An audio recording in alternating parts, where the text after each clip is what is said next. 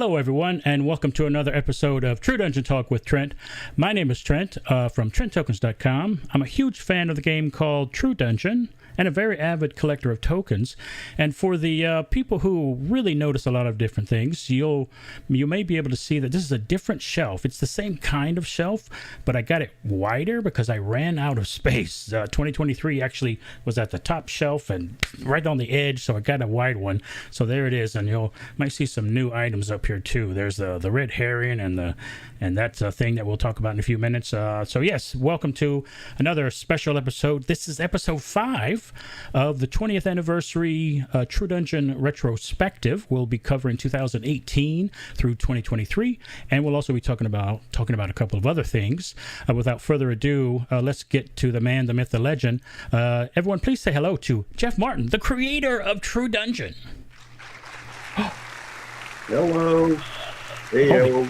Look at there. The audience loves you. Yes. I like my new cloak.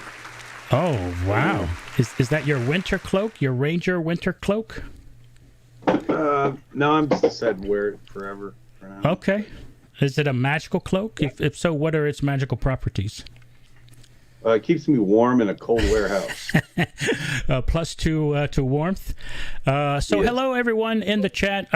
Speaking of saying, oh my God, Lori Martin, be on your best behavior. Is my thinking here working? Be on your best behavior, Jeff. Okay. And so, hello. Hello, Lori Martin. Speaking of Lori Martin, make sure everyone tunes in next year for the Mother's Day special, The Mother of True Dungeon. I'll be interviewing Lori. In the chat, tell me how Jeff's sound is, because sometimes we have sound issues. So, Jeff, say something. Testing. Hello, everyone. Hello. Lori Martin is awesome. Oh, that's true. That's true. So let me speaking of the people in there, let me say hello to some of our fans here in the chat. Thomas, hello. David, hello. Tanya, we'll be seeing you next year at San Japan. Gilstrife, hello. Let's see. TP, Taras, hello, my good buddy. Tom, Mr. Tomothy there. We got Lori, we got John at True Dungeon. That's some stalker. And we got Dave, we got Corey. And sounds fine according to Larry, and Gilstrife is happy already for the Mother of Dungeons next year. And hello, Andy. All right, so that's everyone who's saying hello in chat. Jeff, your sound is good. Lots to discuss. How do I look? That's the important thing. Oh, okay. So everyone, please give us your thoughts on how Jeff looks. That's the next thing that he wants to know. You might be in trouble here. So yeah, I think so. We have a ton of stuff to get to, so we need to dive right in or the show's going to last all night. First off, oh, you know what? Speaking of the first off, I always forget this. I'm the world's worst YouTuber. Please like and subscribe and share, and yeah, I don't where all those things are. Do all of that algorithm stuff. It's really important for the interwebs and the algorithms, and it would help spread the love of True Dungeon, which of course is what we all want to do. All right, so Jeff is best volume he's been, so only turn him up a bit. He's at 100%.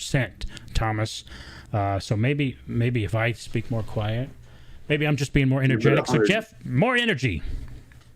All righty, that's me. Okay, there it is. All right, Edward Honorson says hello, and Thomas is asking you if you have red hair. Do you have red hair? Maybe today with this lighting, sure. Okay, so the lighting. Edward says he's not touching that. Dave says you look marvelous. A different David says it looks like a door is about to vomit behind you, so that might be a scary door. And Larry says looks even better, must be the +5 cloak to charisma, so you got a charismatic cloak. So now to Gamehole. So we just did Gamehole in Madison, Wisconsin, the 2023 version, where we did Curse of Crimson Isle. How was Gamehole?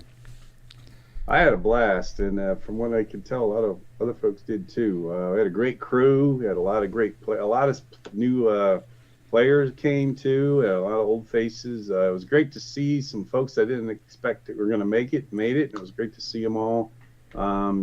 We had Transmuting was back, and this crazy guy brought a bunch of tokens for everybody to see.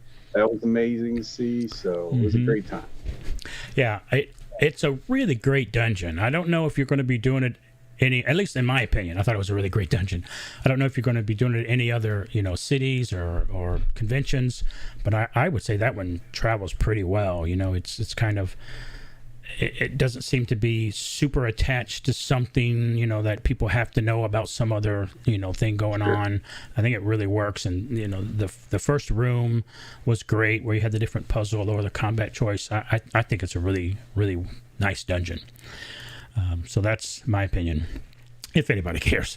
Speaking of people caring, if anyone in chat has questions, one of the advantages of doing a live show is being able to ask questions to the man, the myth, the legend right here. So feel free to ask questions in the chat about anything we're discussing. And if you don't mind, just type question dash whatever your question is so I can, find it quickly. But speaking of a crazy guy who brought his collection there, how was that? Seeing literally 20 years of tokens that came from your brain. Crazy. I never thought that would ever happen. So thanks for letting me experience seeing all that. That was something I will never forget for sure. And it was just hopefully other people liked it as much as I did. But it was great to see everything in one location. It was nuts. Thanks. Cool. Yeah, you might have been the biggest fan, and you might have stared at things longer than other people did. So I don't know if anyone enjoyed it as much as you, which was a great honor. But it was an immense joy to be able to bring that to and show it to True Dungeon fans. And almost, I don't know, after about a year of me collecting, I wanted to do this. I don't know why. I just always, it just came to me, and I kept doing it. So every time I was collecting something, it was for the 20th anniversary. I knew you would do something somewhere, or there would be an opportunity to do something, and here we are. So this was really great, and I loved it, and people seem to like it as well. So thank you for enjoying it so much. And let's see, so in the chat, all right, so Thomas asks, so he says that the collection was great. Hopefully you still have them all. Yes, I still have them all. And a quick side story, on the way there, I planned where I would be parking and at the different hotels, and I made sure that they had really great security. On the way back, I already told Jeff this story, but I'll tell the people who are watching live and maybe later. It was a Cleveland hotel. They had a security guard. They had a gate. They had everything. So it was super secure. About 4 a.m., my wife had traveled to and fro with me, which was a huge boon to me. So thank you, honey, for driving with me. I really needed a driving partner. And 4 a.m., an alarm went off. I jumped up, looked outside, and it was some car that just the alarm was going off, and I thought nothing of it, went back to sleep. When we packed and we were leaving, we passed around 4 or 5 cars that had been broken into. There was glass on the asphalt, and as I approached the SUV, this side of it, there was nothing broken, and I went to the other side and looked. I thought, oh no, nothing was broken. Man, what a relief, because the whole collection was right there. I mean, I didn't want to pull it into the hotel room, which, by the way, Jeff suggested that I do, and then he got me all nervous about it.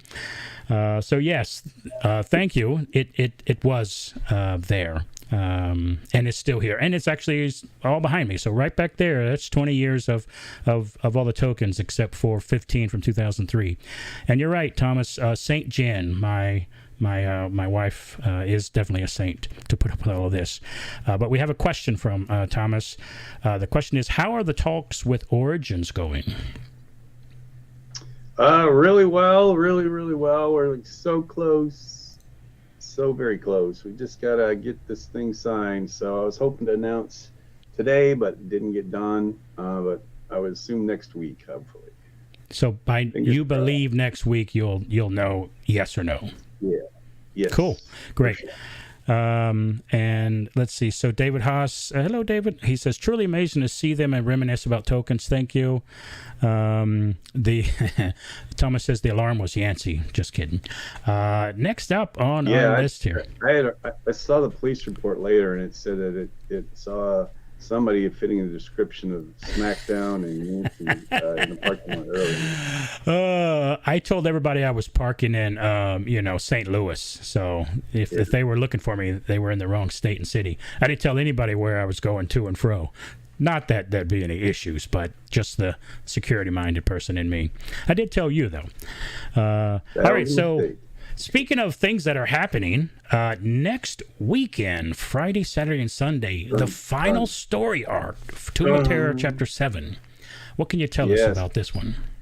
Well, it is the ultimate final conclusion where perhaps you'll get to face the Semi-Lich himself, see if you can take him out. Should be fun. We've got some good NPCs coming in, and I think we have some great puzzles that are ready to go, and it should be a lot of fun. And yeah, we still have a few tickets left, so if you want to play, jump on to td.events and grab them. Ah, okay. Well, yeah, if you don't have your tickets yet, please go to td.events and get your tickets. I'm super excited. This has been an incredible year for virtual. Really looking forward to it.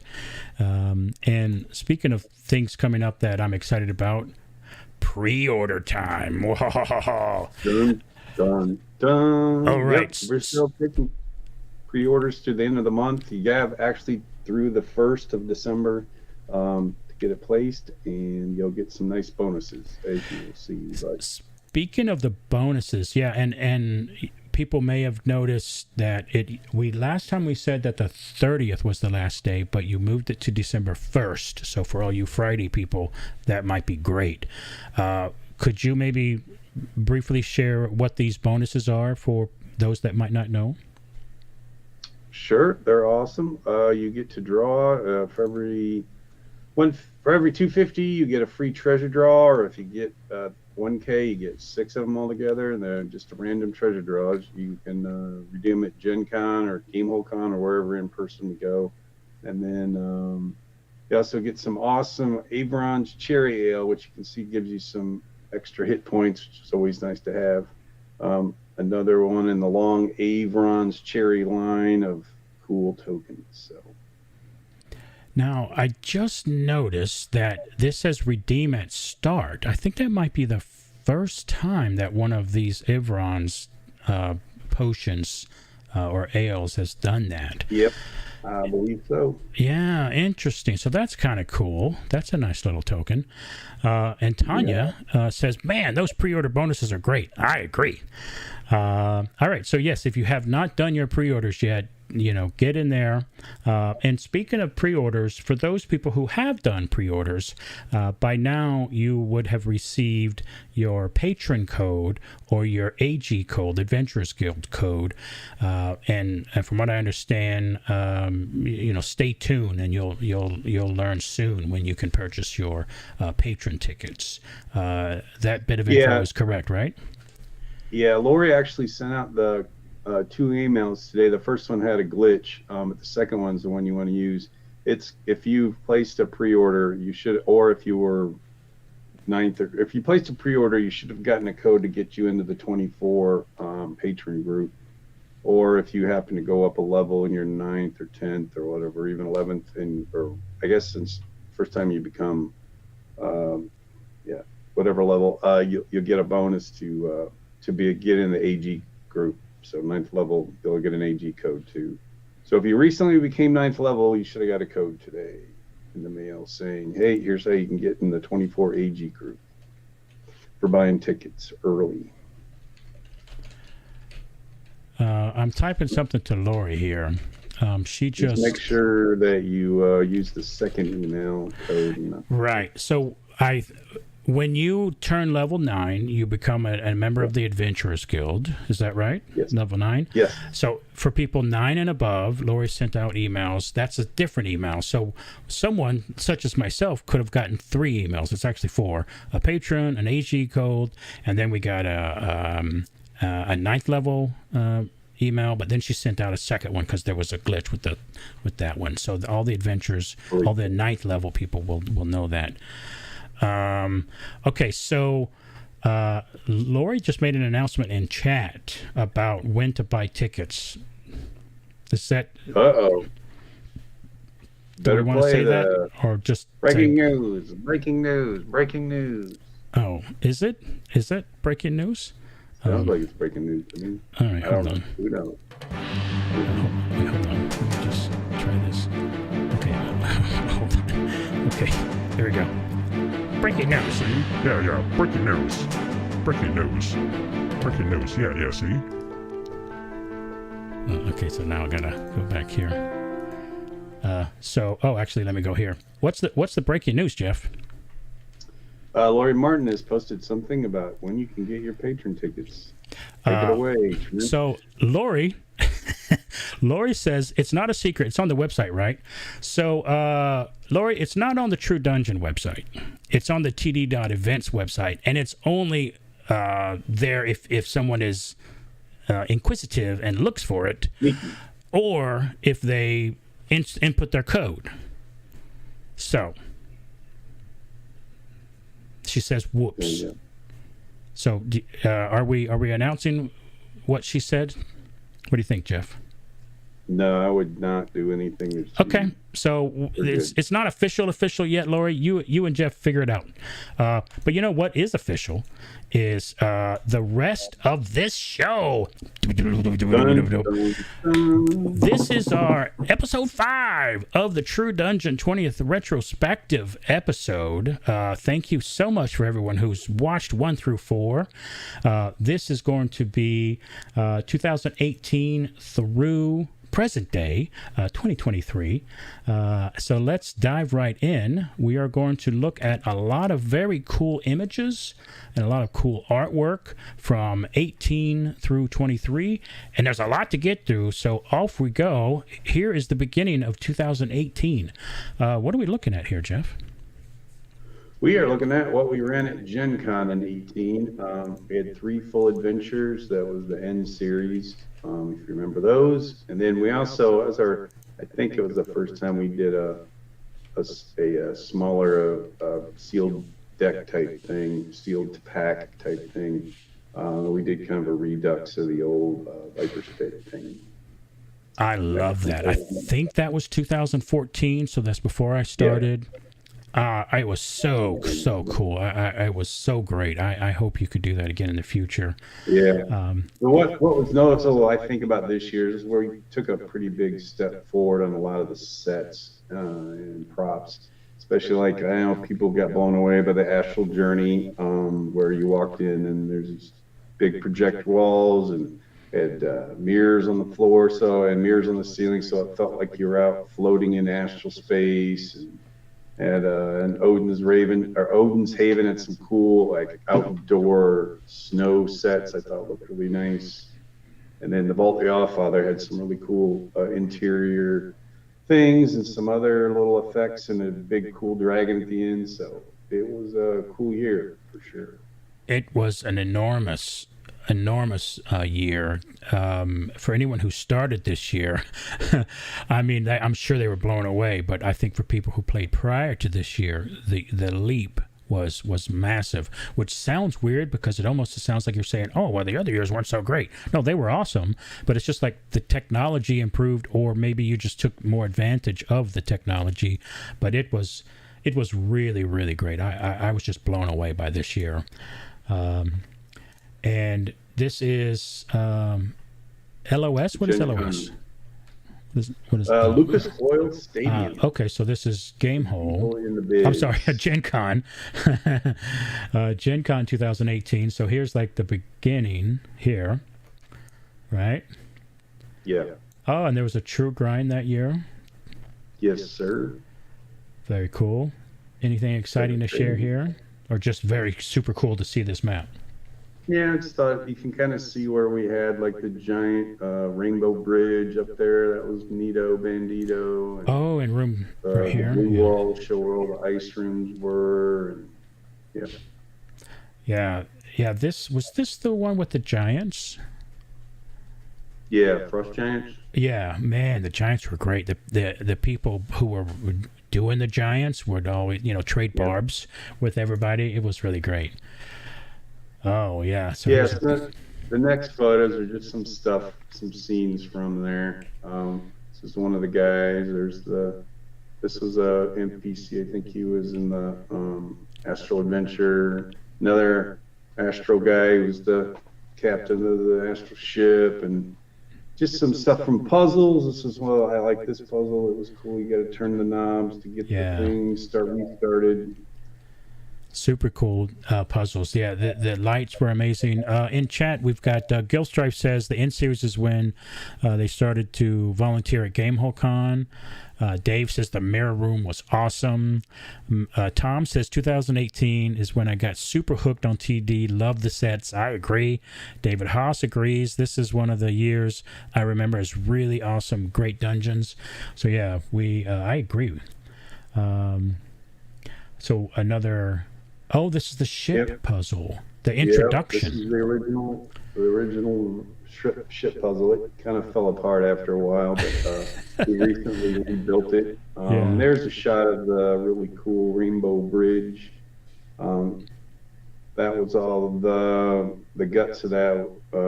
Me and Troy did, but the smart people part was done by Mike Nagley to get all the controllers working. Wow. On that thing. It was amazing. The bridge was just out of this world. Wow, really cool. Here's some of the costumes from N3. There was a little, it's not the greatest one, but this was fun. This was a little ghost that was around the singing hall. It was very cool. Might have scared you. There's another little puzzle table there. You had to move some swords around in the right spot. Oh yeah, the dots on the wall. A great puzzle. There's a good guy that became a bad guy, and then at the end you got to fight this big old dragon. Ooh, I remember this guy. And this was in the like cold adventure N2, where you got this guy comes out of the wall and hacks on you. Breathe some cold on you. This is at that end of the module. It was a squirrel in a tree, and you had to jump through the 9 realms, the 9 stuff, and Marvel copied everything off of here. Very cool puzzle. Yeah, great teamwork on this one. Just another shot of we got a couple shots of some of the Valkyries. They did a great job. Yeah, they did. Sold that. The Rainbow Bridge was only cool because they were there to really sell it. Yeah, and in that one room, you had to scream to impress them and them your. Yep. Yeah, that was a this nice touch. This is a map, I believe, Gamehole Con. No, this is Origin. Origins cool. 18. Wow, probably the last time we were there, right? No, we did. I think we came the next year. I don't know. We'll find out when we get there. If you go all the way up to the top, though, you'll see something really cool. Up there at the top was the first patron event ever. And it was just black curtains. Yeah. I remember. It was just black curtains, and the rooms were... This was silly fun. And you went on top, and you were, throwing something at us, or maybe just, poking at us? Katrina helped me. She did great. She played, several NPCs, but...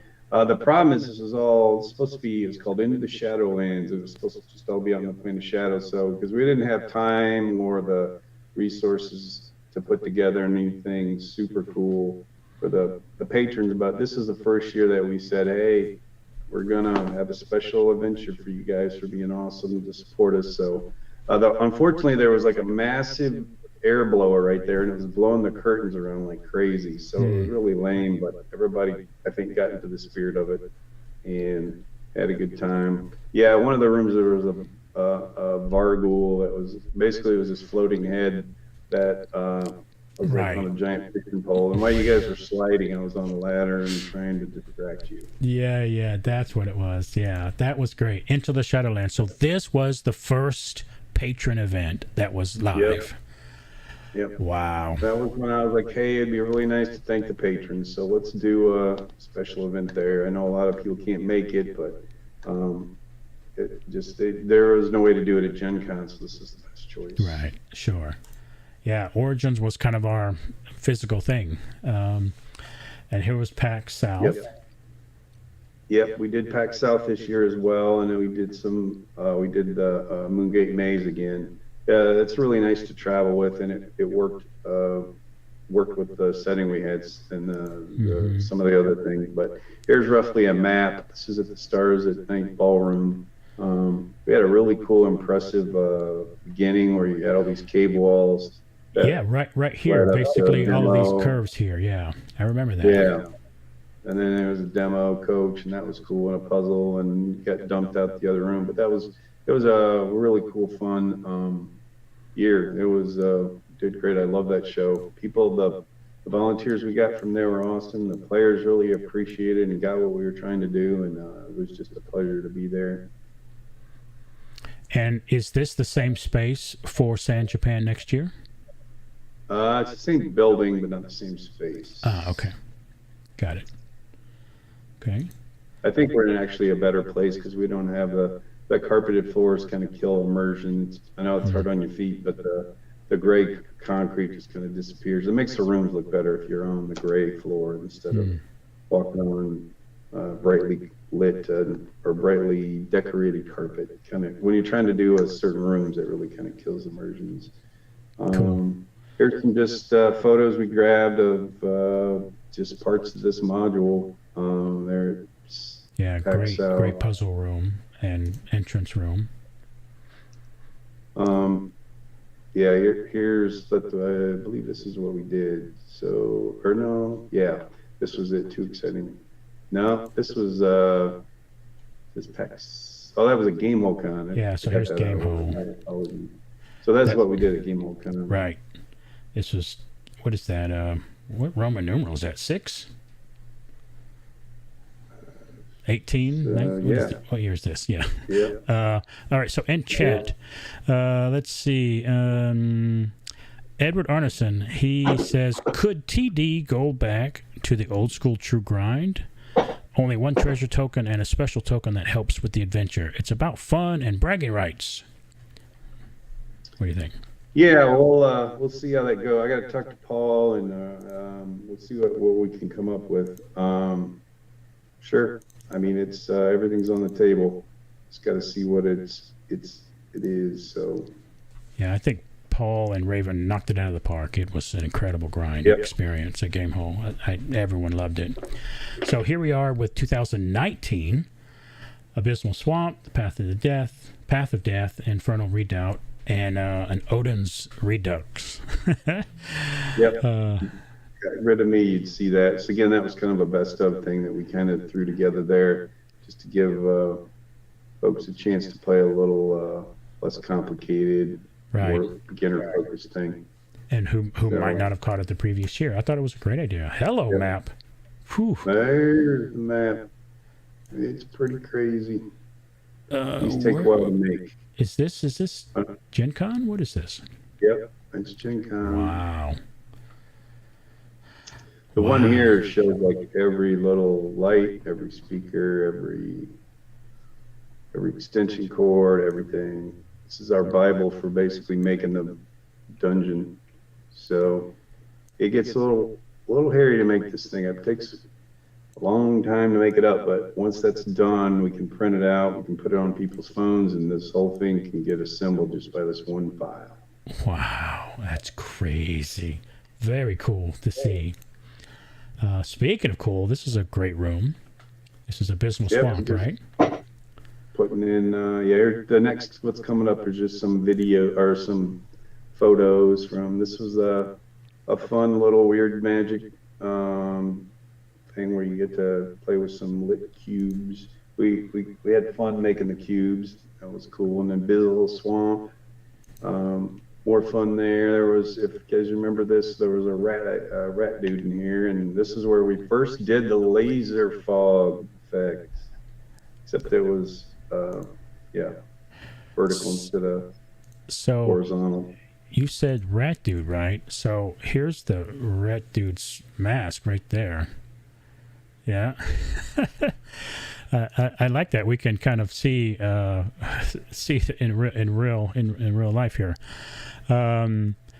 So Gilstripe says that all 3 adventures were at PAX South. Cool. David Haas says maps are like gold during setup. That seems like a gold, a worthful map. Speaking of worthful, holy crap! I remember this. This was an incredible effect. It was like the door was magically locked and you had to go through the barrier. Yep. Man. Especially on the side, it looked really cool. Yeah, this is a great photo too. Oh, hello. There's the Swamp Peggy lady. Yep. That might attack you. Very cool puzzle box. Yep. Yeah, great advertisement for that. Path to Death. Yay. Yeah, another cool puzzle room. That was a fun one to build. I really like the sets in this one. When we used, we got a bunch of those doors. One was a door, the other ones were all archways, but they looked really cool, and they were a pain to ship and a pain to set up, but I think it was worth it because they looked really awesome. Super immersive. This dungeon was super immersive. You really felt like you were there.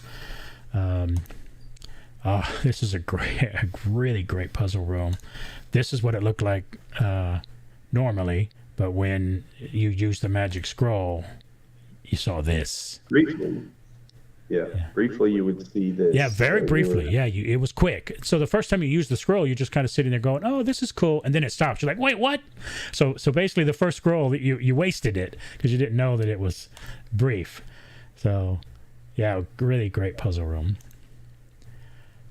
Speaking of that, yep. You can see. I think the next photo will kind of tell you what this is for. Yep, this was a fun one. We had somebody in the box. Usually somebody of small stature usually, but they were in there to move the gems around. Yeah, you had to turn the skulls a certain way. You know, this is with the lights on. In case no one has seen this yet, but you know, this was what it would normally look like. So yeah, really great puzzles. Oh, this was a scary fight here. Yeah. What was this monster called? I called her Snake Lady. Probably not what it. Lady. I think it was basically an outsider that was a snake demon type thing. Wow, super. And Thomas says, "Great, we had a single NPC follow us through many rooms." Yes. And then Taras asked Trent, "Are you still into filmmaking?" I haven't made a film in a while, but I have them in my head, and I want to get them out of there. So one day, my friend. When I need time now. Okay, so this was, I think, the first time that you guys used significant usage of lasers in this puzzle. Yeah, this was a honest to goodness, need an FDA license to use a really cool laser. Wow. It was a major pain to get we had to go through, Mike Nagley went through a bunch of paperwork, had to do training just to be able to use this laser. So, yeah, it was really cool. It had an awesome look to it. This was Blackthorn's puzzle. Was this the final room or next to the final room? Yeah. Yep. Yeah, it was really, really cool. Yeah, good job by all, and Mike for his effort there. I saw him up there periodically adjusting things. Yeah, in order to get the license, we had to have somebody there, an attendant, basically we had to do a kill switch, a smash kill switch. Oh, I see. So in order to, because of the power of this laser, in order to use it, you had to go through all these hoops. So. Yeah, there were signs out front, lasers being used. Tanya says, "Pretty sure this was my first TD run, and it's the one that hooked me." Ah, that's a good one to be hooked on.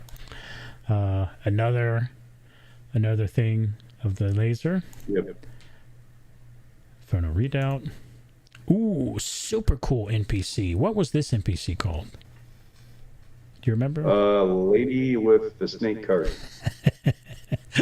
So for those that hadn't seen this NPC before, so you walk into the room, and this NPC here comes barreling toward you, but there's no legs. It's a snake, and it's a motorized something, and it was just shocking. It was shocking the first time I saw it. It's such a super, super cool. Yeah, they all did a great job. Yeah, it was fun. We just happened to find this at a haunt convention, and it was. I thought, oh man, this would just be too cool. So we got one, and yeah, I was really happy with how well the NPCs they actually steered and everything with their knees on this thing, and they did a great job. And the acting was really great too. They were this powerful creature, super cool. All the NPCs did really great there. Another big bad. Yep, Biggie Bad. Uh-oh. There's the super bad Black. Oh yeah, the skulls. The skulls around the belt. Yep. Wow, super cool. Uh-oh. Speaking of big bad. Somebody. I want to suck your brains. This is just part of the room that guy was in. Yeah, these cool things. Here's roughly a layout of, I think this was... so this is a demo, so maybe... Oh, this is at PAX West. Oh, the hotel room, yeah. At Seattle, yep. See how small it was? Not the hotel room, the hotel area. Yeah. They gave us a small space in a hotel there, and we were able to make that work, plus do a demo. We sold this event out. We did 2 shifts. It was crazy. And then we did 2,000 people through the demo. There's a huge thirst for our event at PAX West. It just was always a struggle to find a place to do it. So yeah, this was the first time, right? Pardon me? This is the first time at PAX West, right? Yes. Yep. Yeah, it was going to be awesome. And you said, I'm sorry, I interrupted you. You said you had plans to what?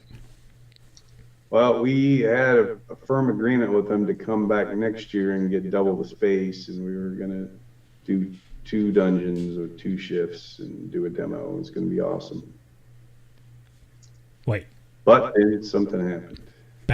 Oh, you're talking about back then. The way you phrased it was like next year. Ah, you meant back then. Oh, yeah. Then something happened. Uh-oh. Here's a video, folks.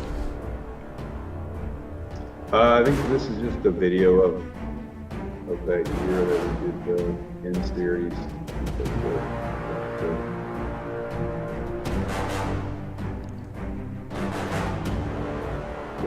I thought this was a great way to show some of the scenes. There's your giants. The rock castle. There's the actual room.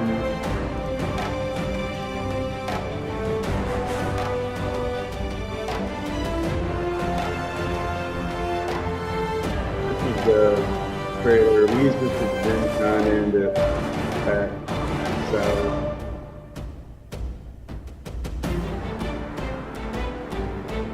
So we tried to make this kind of more targeted towards movies that didn't really know what True Dungeon was about. I'm sure they could figure out what it was. So we kind of did these call outs.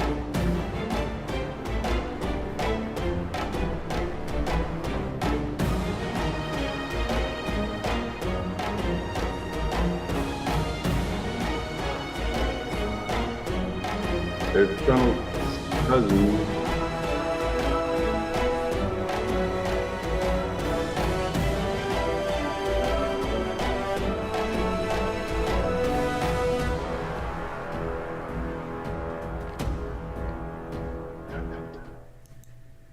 Wow, very cool. And that was the Gen Con video, right? That was PAX South. Oh, okay. Yeah. Now, for those people in the video, if you saw a tiger-looking dude, there's the tiger-looking dude mask right there. So that was cool. And this was Gamehole Con Halloween time. Yep, it was a Halloween day. It was a Halloween weekend. So I wasn't able to attend this year, but Lori went, and they This is what they did. I wasn't there, but I heard they gave out lots of treats. So. That's cool. And Origins.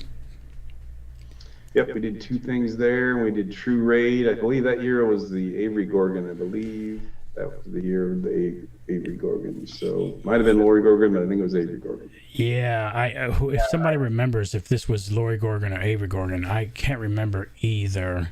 But both were very awesome. All right, so that is the end of 19. Whoops. You guys are seeing my notes here, which is fine. Nothing secret there. Okay, so now let's go to 2020. And this is PAX South. Yeah, so that video we showed probably should have been in here. I mean, it was in the same kind of calendar or fiscal year, whatever you want to say, The adventure season, year. right? It actually happened in January. So I put this in here. But yeah, that was basically this was the banner. This is everything we did at PAX South. And again, we had a great time going down there. It was the volunteers were great. The players were amazing because they really appreciated everything we did. And it's a good facility. They moved us by this time downstairs into one of the big exhibit halls. Right. That's where we'll be at in San Japan, same exact spot we were this year. Okay, got it. Right, you downstairs, whereas the other time it was upstairs. Yeah, okay. Yeah. But unfortunately, right after this, the pandemic hit, and also PAX South stopped being PAX South. So that's PAX South became PAX Gone. Yeah. However, and speaking of the pandemic, so everybody remembers around March or so that the pandemic hit, and we had sold tokens for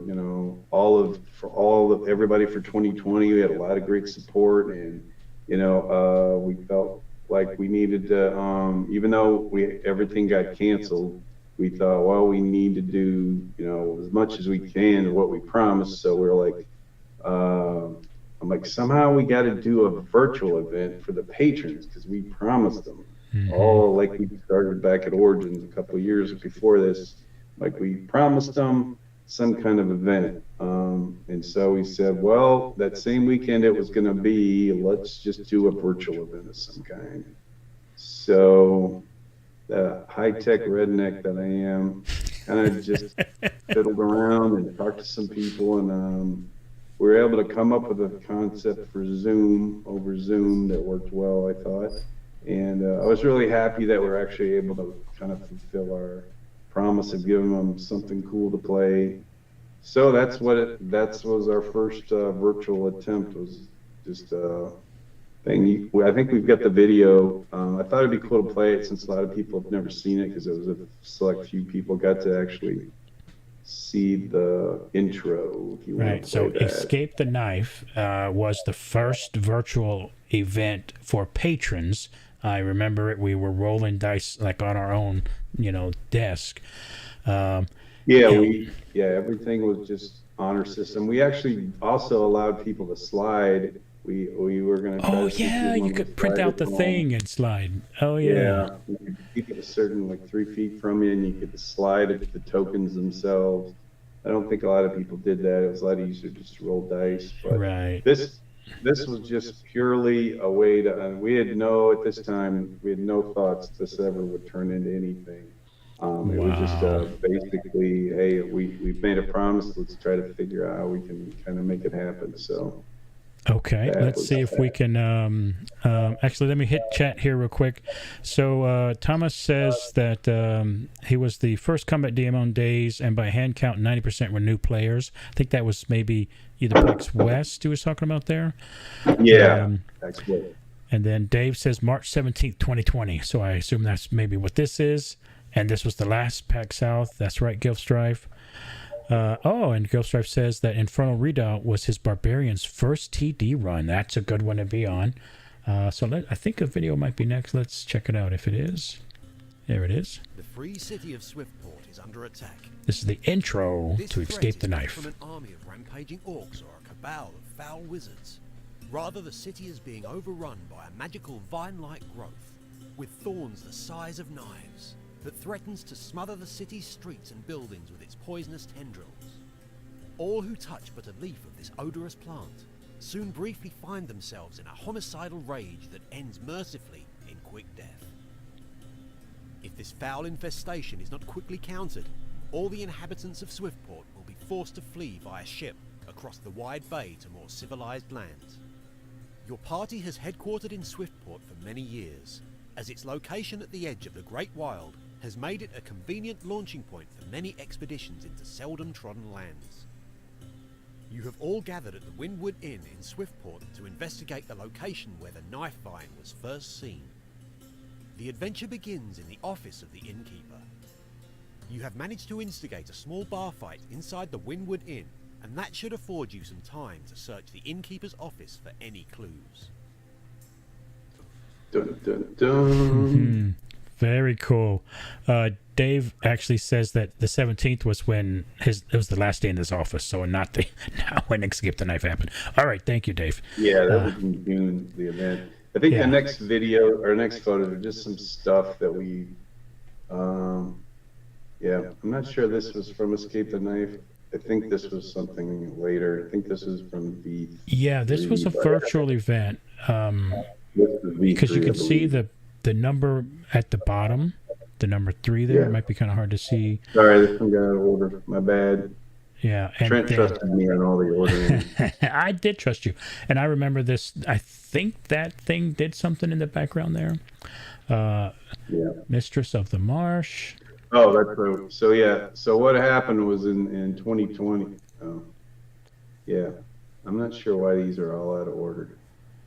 Well, don't say that because nobody knows that. This was the order we intended them to be. That's a trick of show business. Never call out the mistake because nobody knows. We meant this here for a reason. What was that reason? We meant to do this in reverse order. So there you go. This is V3. Okay. Go anyway, we can just go through these and Well, they're cool images. Yeah. In 2020, that's when we had V1 too. We had V1 and it did well. I was like, holy crud, people like this. The feedback was good. We made some tweaks, of course, to make it better. But that's when, we had done the patron event and people really liked it. So we said, well, let's try doing a V1.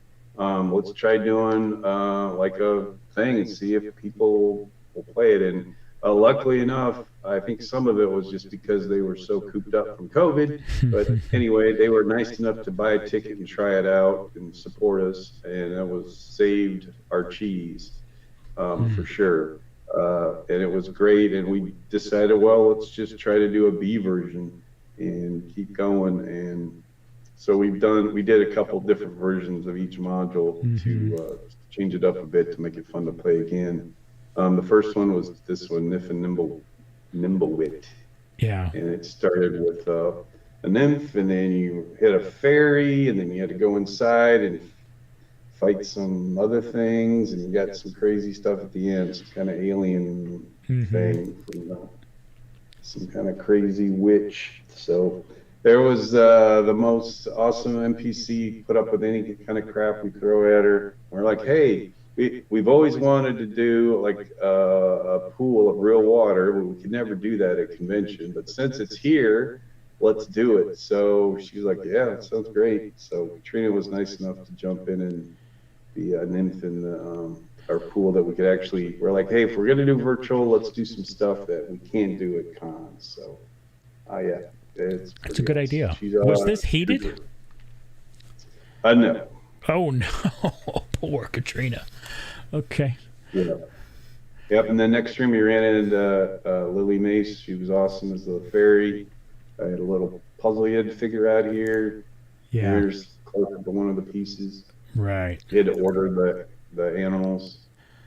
Her dad, Brandon, made that awesome costume. They came down together and they were great. It was so cool to have all this great stuff this first run that we did for V1. This is a super cool room. The puzzle was great, like a magical archway I think you had to go through. Costume made by her dad, Brandon, was amazing. on the forum one day, he mentioned that he didn't, I guess he was maybe making room for something and he didn't want to throw it away. Was anyone interested? I was interested, so I actually have it over there. I don't really have any place to display it. Speaking of the display at Gamehole, I wanted to also display props, and this would have been one of them, but I just didn't have enough room because the tokens took up so much space. Yeah.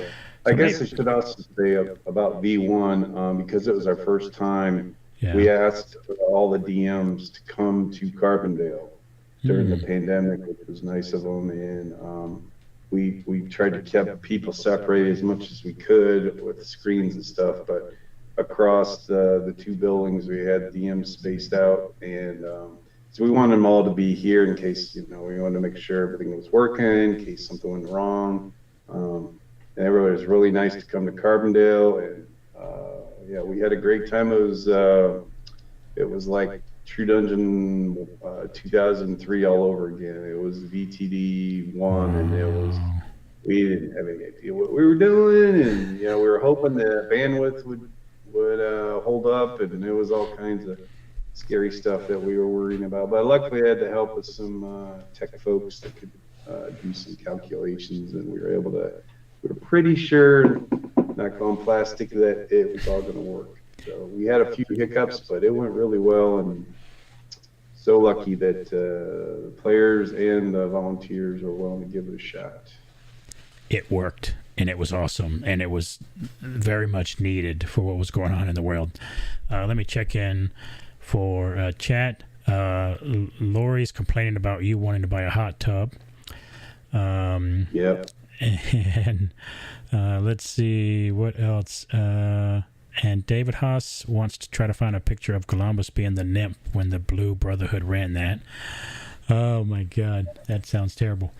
Ooh, this was a really cool puzzle that worked even in virtual, even though there was very, a lot of physical interactivity.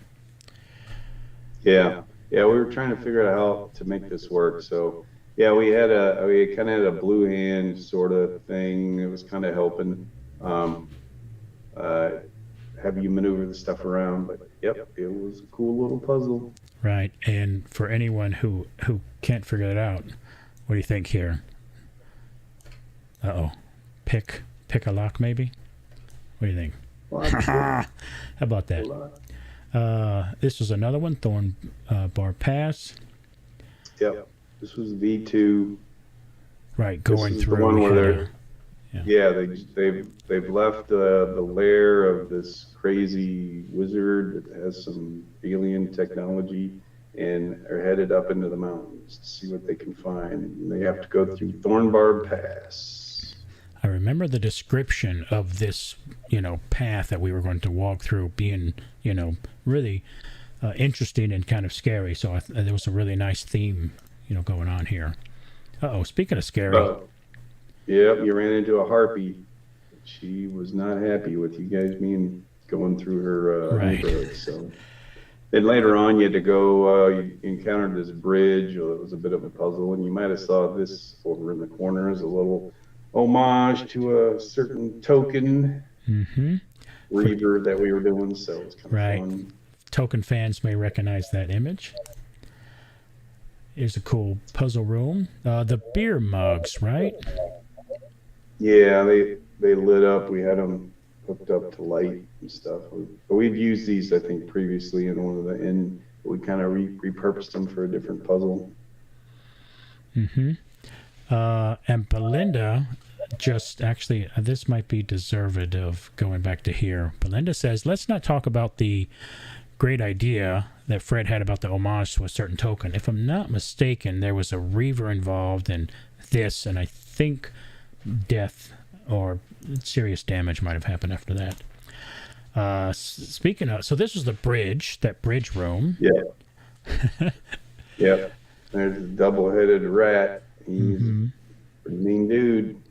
Very scary. The dead will mine. Another one. Yeah. So, yeah, Belinda's TPK in room 4. That's what I thought it was. This was a kind of a cool ending video.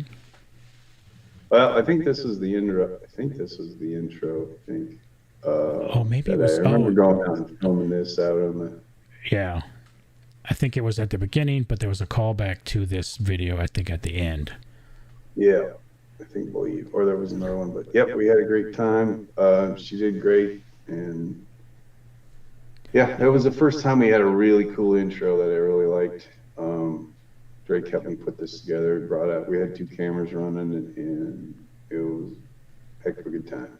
Yeah, it was a really nice NPC work. And then sometimes you have really bad NPC work. Yeah, there was a puzzle where it required overacting, apparently. So, yeah, I wasn't supposed to do this, but anyway, it became like I needed somebody else, so I did it. And, yeah. Oh, anyway, my God. This was, if you stared at one of the tombstones, you could see this crazy dude. Mm-hmm. Yeah, this was the crypt, I believe, and you looked in each one and you got to see different things, right? Yeah, with special spectacles. Yep, you get to see what ghosts. Oh, my God. I almost died laughing when I first saw this. Ooh, scary door. Uh-oh. And Dead Will Mine was the first appearance of Grunnell. This is a different module, but this is a good picture of Grunnell. First time he showed up, he was in the mine. He was left behind because he was, not very warlike. He was a nice goblin that was just there to mine to be an assistant. So yeah, it was like a lowly assistant just guarding something that was not very good at their job, but then it kind of became a thing, and perfectly timed. Thomas says, "When did we meet that useless goblin?" There you go. And Tanya. It was like room 4, 5. Yep, you ran into old Grunnell for the first time. Yeah. Then I thought that would be the last time that you guys would run into Grunnell, but John just ran with it, and now he's big. And in fact, he's celebrating his holiday special next month. We're having our Grunnell's holiday special next month, so he's come a long way. He has his own holiday modules. So. Right. For the Grunnell fans, I'll be interviewing John on, Saturday, December 2nd, and the holiday special is Friday, December 8th, 9, and 10. So go to td.events and get your tickets now. And Tanya says she didn't realize how many virtuals I missed. There were a bunch. We were almost doing them monthly. And Christopher says, Grunnell forever. And Lori says this sort of stuff falls under other duties as assigned on the job description. I hear you there. There you go. Ooh, this is a cool effect, right? You look through the looking glass. Yeah, those are the spectacles that you kind of look through and see the ghosts. Mm-hmm.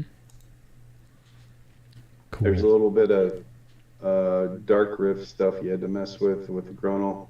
Mm-hmm. Oh, this is a great little crypt here. Yep, had to run into a little dude. Yeah, had some fighting to do here. Mm-hmm. Oh, this was a scary fight. Fight was the necromancer. Yeah, this is the first time we put some spell effects together, and it was pretty. Rob Ramsey did an awesome job of getting all that tied together. It looked really cool. It was a tough fight too. I think this was the final room fight, right? The final boss. Yep, I believe, or room 6, either one. It was the final fight. Or 6, yeah. Really good scary fight. All right, so that is the last one for 2020. So let's go to 2021. In 2021, this was introduced. Yeah, we finally showed up what our 10th level thing was going to be. So I want to do something kind of cool and special. We hand make these here in the shop, and cast in resin. We put the old magnets in there, and we made these cool lanyards. Or we didn't make them ourselves, but we had them made. Anyway, I wanted to just do something pretty cool that could show off. And this is what we came up with. You can put any kind of token you want there in the center. It sticks really well, and I'm pretty happy with them. I may be regretting this a couple years from now when we have to make a lot of them, but I don't care. It's going to be fun. They're not too hard to make, and they're a little expensive, but people deserve something pretty awesome from playing all the way to 10th level. So. Well, speaking of playing all the way to 10th level, would you believe that so today is November 5th, and the next episode or adventure is the 10th, 11th, and 12th, and this weekend, the 10th, 11th, 12th, I will hit 10th level. Whoa. Yeah. Crazy. Well, we're out of the medallions. I'm sorry. You just ran out? I knew it. I shouldn't have said anything. I'm just kidding. Okay. We got plenty. We just made another big batch of them. So Okay, cool. I'll order one in a couple of weeks.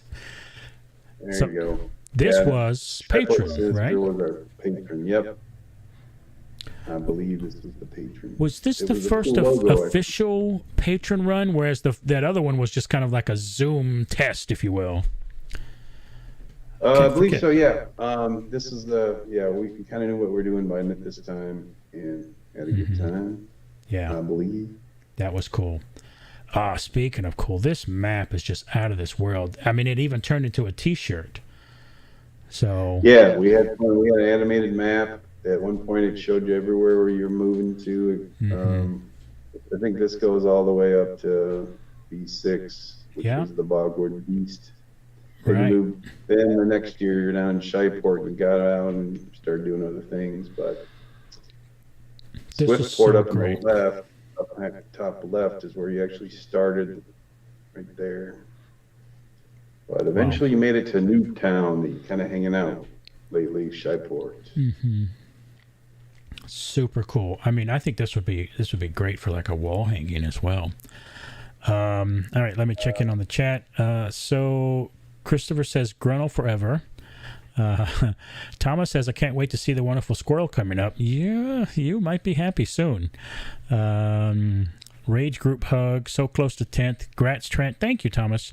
Lori says, congratulations, Trent. Thank you. Tanya says, made level 9 at Gamehole. Awesome. Congrats to you. Christopher says, will pre-auction HE codes be sent out for the winners? Yes, I'm going to. Christopher, if that was questioned to me, yes, I'm going to be sending those out either today or tomorrow. So they will be out. I've already sent the patron codes, but I got a bunch HE codes that I'll be sending out. And Dave says this map is their desktop. This is their desktop display. That's a great desktop. So good, Chris. I'll be getting to that soon. Mistress of the Marsh. Yep. So we saw this earlier, but this is the button image, if I'm not mistaken. Could be. Yeah, we did a B version by this time of this one. That's why I put it in here. Oh. But oh, wait. What is this? When you ran into Gib-Gub. What are we looking at? The Gib-Gub man, the monk, who was reincarnated into a squirrel. There was brief rivalry between him and Gruntle. Oh my God! All right, so for you Gib-Gub fans, get ready for this. Do it. Do it.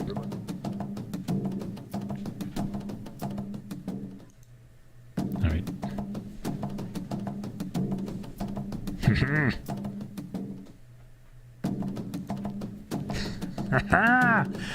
Okay, maybe one more time.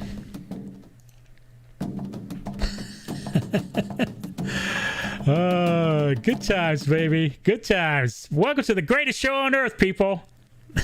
There you go. Okay, so this was another, I guess, minor character that just kind of blew up. People just, people love or hate Gib-Gub. It was interesting how there became a rivalry. Like, there can only be one. It was like Highlander. It was like two camps, and they're like, I was like, hey, we all just get along and have fun. But anyway, I mean, I'd always plan on the way his set up. Eventually, he'd get turned back into human form, and so I knew it was going to come out eventually. Eventually, next year after that, you got to see him in his tree form. After you helped him become back to human. So well, it was a huge surprise to me when I first ran this adventure and he turned into a human, and then it was Chandler. Oh, yeah, it had man. to be. So awesome. Funny. So in the chat, people seem to really love that, but Tanya also says, don't forget about Francis. Don't worry. Edward, did the video drop? Maybe we were watching the Gib Gub video there for a second. All right, so here's another puzzle room with the different types of knobs. This is just some stuff from the modules. You can just click through them as you see. Another very cool puzzle. Stuff. Set pieces. Stuff you guys can remember. And we did V5, Ash, and Abbey. Don't have a lot of photos from that for some reason. I couldn't find many. But I do remember we had this kind of cool nice little clue. Shadow. Yeah. That was scary. Oh, speaking of scary, holy scary final boss. Ooh. The Bogwood Beast. Yeah, this was a serious final boss here. Had a little puzzle to do here. Yeah, very cool puzzle room. Another cool puzzle. Oh yeah. All right. And then this was for, we started getting back into in-person. So we went to PAX West, believe it or not. And we said, well, if we're going to PAX West, all we can afford to do is a small event. So it's going to have like an easy to pack, because we only could take, instead of a big 53-foot truck, we had to fit everything in a 26-foot truck, panel truck. So it was like, well, it's time to design a puzzle or a module that is great, it looks great, everybody has a good time, but it doesn't take a lot of stuff to ship. So it was a big challenge, and I think we ended up coming up with a pretty good thing. We worked with Pat on this one. We were going to do it earlier, but then the whole pandemic thing happened. So this was fun, and it was kind of a last minute type thing. It was because they got a hold of us a few months ahead of time and said, hey, do you want to come? And we're like, oh yeah, we've been away for a long time. We'd love to come out there. So it was like, all right, we got to design a module. We got to get all this going. Yeah. So it was kind of crazy, but we were itching to get back. So I bet it was fun. And we ended up taking it to Gen Con later, but anyway, there's a first time was at PAX West. Yeah, I didn't attend this, but I had friends FaceTime me in, so it was very cool. So this was it sold out, and then this was just a little sign that I made up while we were there because it sold out there at PAX South, or I'm sorry, PAX West. And so we were advertising TD.events. That's cool. There. So this is the map, very simple map. Wow, so small. But we had a very small room to do it in. So, but it was the NPCs were great, and it was a lot of fun. It was a good module, I think, and it didn't take a lot of space in a truck. Yeah, no, it was an incredible looking module. Speaking of that, here's some. Yeah, here's just a shot I found. I didn't find a lot of great ones, but yeah. So that was the fairy circle. So that's 21. So now we move on to 22. So we're down to 2 more years, 22 and then 23. Now for 22, this is the in-person cons for 2022. Yeah, this is what we did here when we finally got back in the car back at Gen Con. We ran these 2 adventures again. We'd run Valerian's Feast already at PAX West, but it's interesting because Weird Magic was kind of mostly done for about 3 years. As we were working on it in 19 when the pandemic hit, and it was mostly ready to go. So it was interesting to kind of pick up those threads and try to put that module completed up and get it going. That was pretty cool. Very cool. Hello, speaking of Gen Con. You can see all the crazy stuff that we did. Wow. Oh my god. Look at this stuff. It's so detailed. This is an incredible look behind the scenes. Wow. Thank you so much for sharing this with us. It's nuts. Okay, so here was what happened at Gamehole. Gamehole. Yep, this is what we ran at Gamehole. We, I think because we had to pick 2 modules and we wanted to do something new, so we came up with Ebony Bay. So we'd have something new there. I believe that was new. Yeah. Anyway, this is what we ended up running, and had a great time. Our Gamehole Con's always an awesome event. So let's see, where's the entrance here? How's the exit? Over here, down right. Down at the bottom. Yeah. Wow. It's so cool to see this. And then I think they exited off to the side, up there. Yeah. I don't think I made this one either. So I had family commitments, but it was fun to see them all off and wave to them as they left, and hopefully they had a good time. Yep. Ebony Bay. This was a handout in the dungeon, which is a really nice touch. Probably a kind of a pain to make those things. Yeah. Had some great NPCs. Is this a tennis ball? Sorta. Yeah, you had a certain thing. We looked around for a lot of different things. We gotta It's a up your magical ball budget on magical things. Okay. Yep, ran into a siren in Ebony Bay. We again we had the you remember this? Yeah, this was tough. Crazy. That Very was a fun cool. one.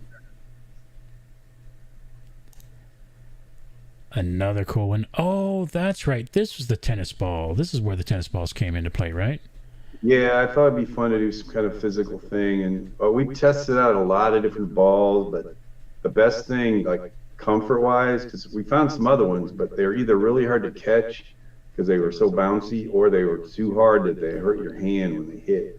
So the best thing we came up with, we painted them with fluorescent colors and tried to disguise them, but just for player comfort, we didn't want to break anybody's hands, or otherwise, or they were really too bouncy. So we thought it'd be fun to have a little bit of a physical challenge. Yeah, as someone who's not very athletic, it was such a joy to try to catch a tennis ball flying at who knows where, who knows when. So great idea, for the physically adventurous types. So hey, it is in person though, and then there was also Skull Con in 2022. Dun, dun, dun. Yeah, we said, hey, you guys have been collecting all these teeth. Now it's time. We promised something kind of cool if you did it, and it was all very kind of vague and stuff. But I thought, what the heck, crazy dude? These people have collected all this stuff for all these years. Let's do a cool thing, and let's put a couple of cool modules together and have some fun. I think most people were happy they came, and it was a blast to see everybody. And I worked the epilogue because I wanted to just thank every single person that came through. Yeah, that's right. Yeah, it was cool. And it was great to see everybody. We did some transmuting at the show at there. It was just easier. Do you remember what you were transmuting? I do. Some kind of skull thing. Other than that, The orbs, right? the orbs. The Yes. dragon orbs. That was another crazy thing that. Yeah, I was so excited. The NPCs were incredible. Here's one of them. You had the ice one, you had the fire Trina and one. Tiffany were the monks. We had ice and fire, and I just gave them the idea, and they ran with it on the costumes, and just. It was great, and they worked so well together, and it was 2 different fights you had to deal with. Yep. Yeah, and I wanted to make sure they were good. These were good modules. I didn't want to So I mean, we put a lot of effort, even though they were kind of patron type stuff. We wanted everybody to be really happy with it. They came all the way to SkullCon, so we got a great venue, and thanks to our friend Buck whose parents owned this place, so we were able to get it. Yeah. Healed. For the people who have never seen the wine cellar thing, that this is one of the rooms, if you will, or the thing that you separated into rooms. And on a personal note, this was my first venture out from the COVID shut-in. This was the first time that I went outside, and I thought, well, because you said that everyone had to be vaccinated, and and by then a lot of shots and boosters were out. So this was my first time out, and it was great. It was such a joy to see everybody. And it was a scary vampire. This was a jump scare, if I'm not mistaken. She was kind of hiding in the corner. Yeah. This I think was the patron event, I believe. I don't remember anymore. Yeah. So yeah, no longer a monk, and now she's a vampire. Yeah, it's a different character. And this is the first time I probably had seen Tom before, but maybe I never recognized him. Tom, I know you're here, but I don't know if this is your first time, but this is the first time where I had registered, Tom equals this tall giant of a specimen. Yeah, and he's a very good sport. We dress him up in all kinds of crazy stuff. Wait till you see next month. What we got him dressed up as next month. Ooh, cool. Anyway, he's a very good sport. This was awesome. The final room, if I'm not mistaken. It was amazing. The set dressing, the whole thing was just unbelievable. If you missed it, you missed it. Well, it helps that it's actually underground and an actual little concrete thing. Right. Okay, so There's Tom this again. is Tom again, right? Yeah. Oh yeah, in this room, He puts up a lot. I think I was killed, and then I rolled a Drugos death die and came back on a 20 for full health. And when that happens, everybody screams. It's just such a good fun. Let me kind of catch up here in chat, though. Gilfstripe says SkullCon was his bar's first in-person run. And Thomas says the great soda at SkullCon. That's right, Bose. I think that was the premier event for Critical Hit Soda. And Tom says the NPCs at SkullCons were pretty great. He's commenting on himself. Oh, crazy, silly goose. Cool. Gilfstripe can't wait for RingCon. I agree. That was Gilfstripe's first time out. Edward says SkullCon was a blast, one of the best dungeons. I agree. Tanya says it looks cool, so that sounds like you might have missed it. Christopher says Katrina is in a lot of NPC photos. She's a superstar. It's true. Yep, she's a superstar. It is. Belinda says really like the outdoor spaces available at SkullCon. Helped a lot to have that option. Also very cool. And Tom says we wanted Cavadar to wear Grand Eldridge Green. Ashley did such a good job. Oh, Ashley made these costumes? Yeah. Oh, I believe it. Yeah, she was an NPC as well. I know, yeah. I know she made her own. I didn't realize she made yours as well. Oh, Tom says Ashley made 2 more amazing costumes. We are going to Carbonell for the holiday special. Oh, so if you don't have your tickets, go to td.events. Costumes made by Ashley. And sounds like Ashley and Tom might be NPCs, but we don't want to give away too many secrets. Here is Cavadar himself in all his glory, mocking us. Sorry, I got excited. It was a really great boss fight. So, speaking of Ashley.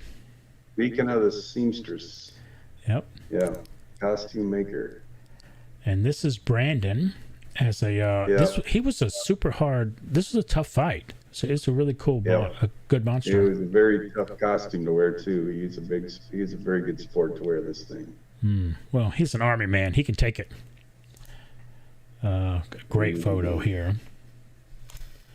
Okay, explain what this is for people who don't know.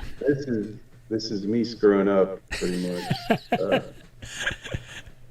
Anyway, so much for testing things. I thought this would be very difficult. Well, so basically, a long story short, these 3 individuals had a shot at a previous done, I think it was the Vault of the Drow, to do this long time mega puzzle we've been doing. but they missed it by a short amount of time, so we gave them an extra shot. And basically, the thing is if they succeeded, then everybody got something really cool. So we got a token that if they were able to succeed, everybody was going to get this when they played. And I play tested this myself, but I don't know what I did wrong. Anyway, they got this pretty dang fast. They should have made it one skull higher, but their task was to get it enough so that it was over a certain height with all these skulls, and they did a great job. It was quick, and yeah, I was frustrated, so I kicked it over when I was done. I was have that hoping on video of you kicking it. So much for me. Yeah. It was so great. Yeah, I was using the camera over this way. I think I was shooting it, or maybe Chris was shooting it. But yeah, you in the video. By that time, you're on the side and you kick it out of frustration. You're like, fine, you win. It was great. So that was the end result of a meta puzzle that these three people were playing for numerous years. And they solved your puzzle way too fast, and you were upset. It was great. So that is SkullCon from 2022, and now we go to virtual for 2022. I just got the logos here. This is the first time we tried to do like no A or B versions as much as we could. That was the plan. We ended up doing kind of a B version later, but we switched it up quite a bit. We moved the fifth module to the third, swapped the two around, and tried to really change it up some. Added some rooms, but this was fun. It was a pirate theme type thing. We had a lot of fun, good fun this year, and it was a lot of fun to make for everybody. I thought it was nice that there was kind of like this central theme that, kind of a connective tissue. So that's 1, 2, and here's 3. Pain of Truth was 4. Fortune's Tide. So I thought it really kind of, was easy to, I think, advertise and understand and play. Yeah.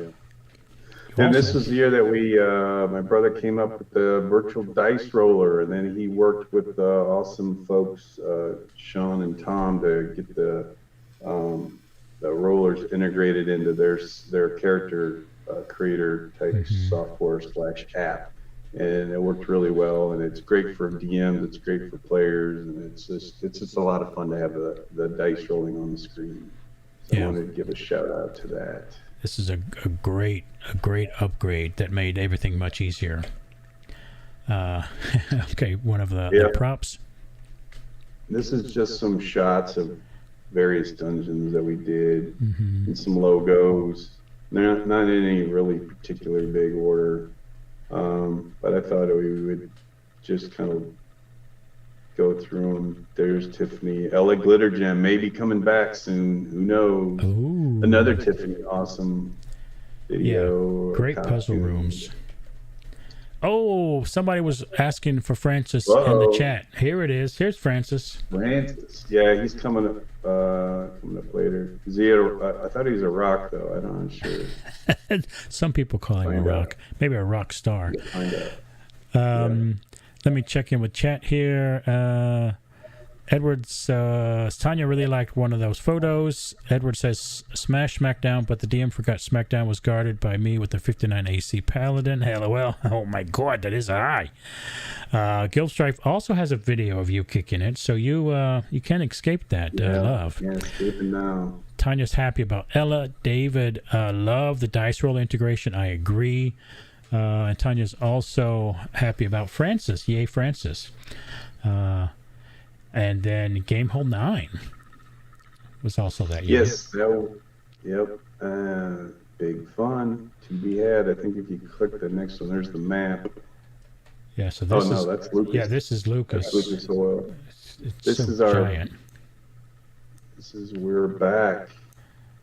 We are back. Weird Magic, Florence Feast, Ebony Bay. Yep, big time. We are back, and we were able to do this many. We did, I think we did 2 shifts of 2 of them, and then 1 of Florence Feast. We didn't have enough volunteers to do 2 shifts, Florian's, but since we had run it before, we thought at another con, that'd be the one to pick. Mm-hmm. The only one shift of. And it was pretty intensive MPC, but I'm really happy with that module, and it goes to show you that you don't need like super like fancy huge set pieces. This was all that packed into a small truck. So not a small truck, but a 26-foot truck. Wow. Relatively small to what you normally use. Yeah. Ooh, So very this is cool part photo. of you. Yeah. This is you trying to get into the ladies' tower up on the roof. This is the NPC. We thought we'd throw in a couple of these photos. It's cool. This is, you guys talk about tokens. They're coming out in December, and this is some of the stuff we do before the prep. This is all the condensed packs we're trying to put together. We do For it all this the way token for fans. quality control, so it's easy to tell. Make sure that we've got everything perfect and all the numbers and everything. So yeah, it's pretty. So you grab basically, you start at the top or bottom and just go one row, and then that's that. Yeah, we can just like they do at a casino. They just line them up so we know they're all the same height. Okay, cool. Wow, very Go all the cool. way down, and then once they're all on the table, then we can pick them going in the other direction and just put them in the bag. And these are probably the blind 20-pack treasure packs, right? Yep, this is the treasure stuff. This is us. This is how we make those too. I thought it'd be interesting to show you this.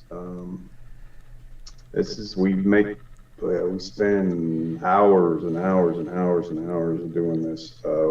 We could get this done in the factory, but we want to make sure that it's done really well. So we go through it carefully and mix everything ourselves and stack them ourselves and bag them ourselves. So we Do know. you still use that giant?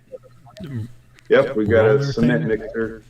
We got a cement mixer that I made some modifications to it, and we still do it. It's like a sound cannon. We wear earplugs. It's so loud, but we mix them in there and then dump them back into the buckets. They're super mixed up. Wow. Yeah, if no one has seen that yet, I'm not sure where that video is. Maybe it's on the True Dungeon YouTube, or maybe it's in the forum somewhere. It's great. It's John, I think, pouring the buckets. Yep. We went out and bought it. Yeah, here's just some more of the NPCs during the visual. Another Katrina one. She's trying to give you a message in the porthole. Oh, that's right. She kind of did some type of, Yep, that's right. I remember that. This was the More chest. stuff, and I was happy this year because we made this really cool captain's quarters set, and we used it many times, and in fact it's still set up. So we don't have the heart to take it down, and who knows, you might be back in your captain's quarters. Okay.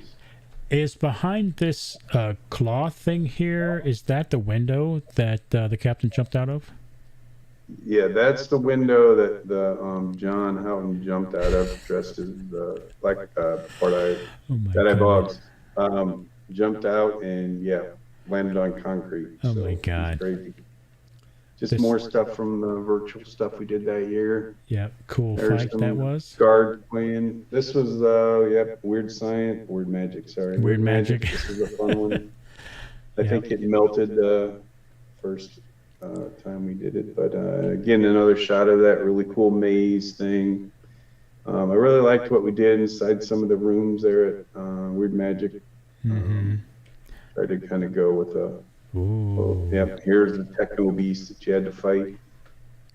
Troy did a great job on his costume, and then had some cool. Again, this is the more advanced sets. As you went through this module, the sets got more and more high tech. Then they finally got to this alien type look. Time we got towards the end.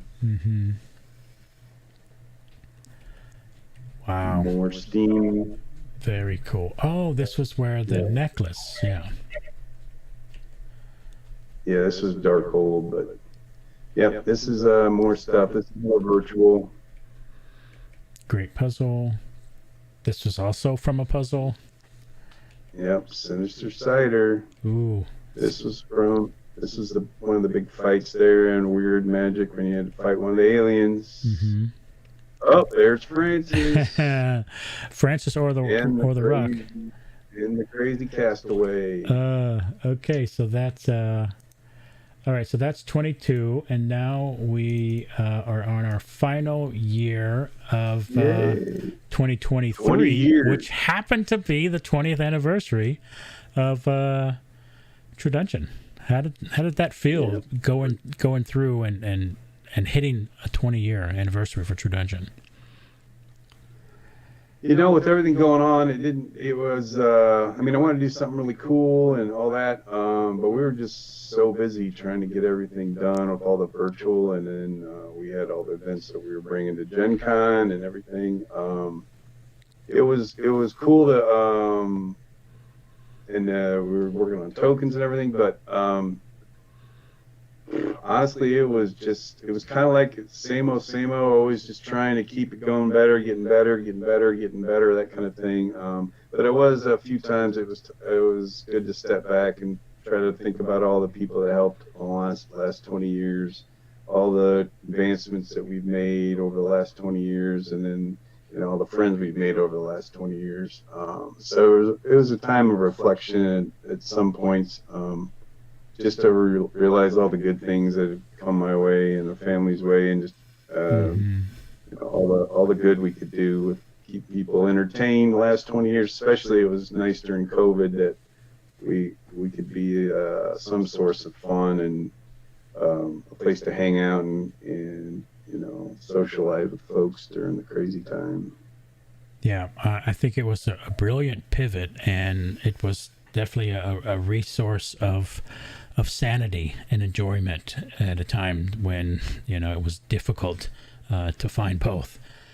So I commend you and Lori and John and Troy and Drew Gar and let's see who else, Caitlin, the Nagleys, and you know, Chandler and Yancey, and the list goes on and on and on. So kudos, Tom, and yeah, everybody.